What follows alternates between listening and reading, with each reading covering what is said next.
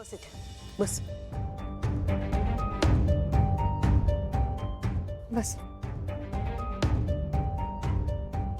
अमृता तुला सांगितलं होतं ना मी घराबाहेर जायचं नाहीये मग का गेलीस तू? आई पण मी कुठे बाहेर गेले नव्हते, इथेच होते बाहेर, म्हणजे तुळशीची पूजा करायला गेले. अगं पण तुळस उंबरठ्याच्या बाहेर आहे ना, घराबाहेर आहे. तिलोत्तमा मॅडम, आम्ही घराबाहेर गेलो नव्हतो, म्हणजे घराच्या आवारातच होतो. काय झालं, काही कारण आहे का? आहे ना कारण. कारण आहे म्हणून तर मी काहीतरी बोलतेय ना. मी उगाच काहीतरी बोलत बसेन का?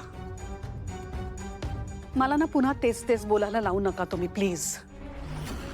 याआधी सुद्धा अमृताच्या बाबतीत, तिच्या होणाऱ्या बाळाच्या बाबतीत खूप वाईट घडलंय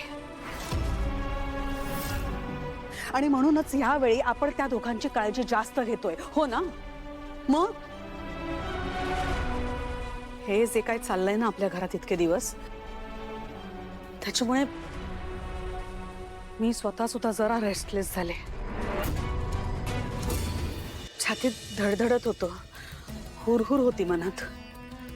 असं वाटतंय काहीतरी वाईट होईल, काहीतरी वाईट होईल. म्हणून मी गुरुजींना फोन केला. त्यांना विचारलं तर त्यांनी सुद्धा तेच सांगितलं की अमृताला घराबाहेर पडू द्यायचं नाहीये अजिबात. निदान डोहाळ जेवण होईपर्यंत तरी. प्लीज ऐकूया ना त्यांचं आपण. आई पण उद्या पहिला मंगळवार आहे. मी तुम्हाला म्हणाले होते ना की मला देवीची ओटी भरायची आहे. मला देवळात तरी जावंच लागेल आई. जावं लागेल म्हणजे नाही जायचं? तुझ्या बाबतीत, तुझ्या बाळाच्या बाबतीत मी अजिबात रिस्क घेणार नाहीये यावेळेस, कळलं? म्हणून तू बाहेर जायचं नाहीयेस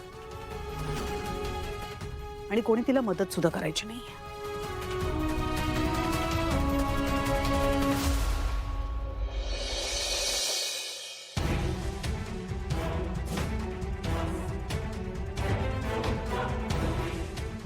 ऐक ना, आई एवढं म्हणते तर नंतर जाऊया ना आपण.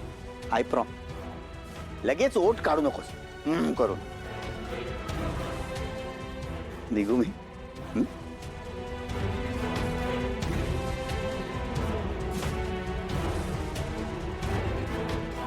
वहिनी,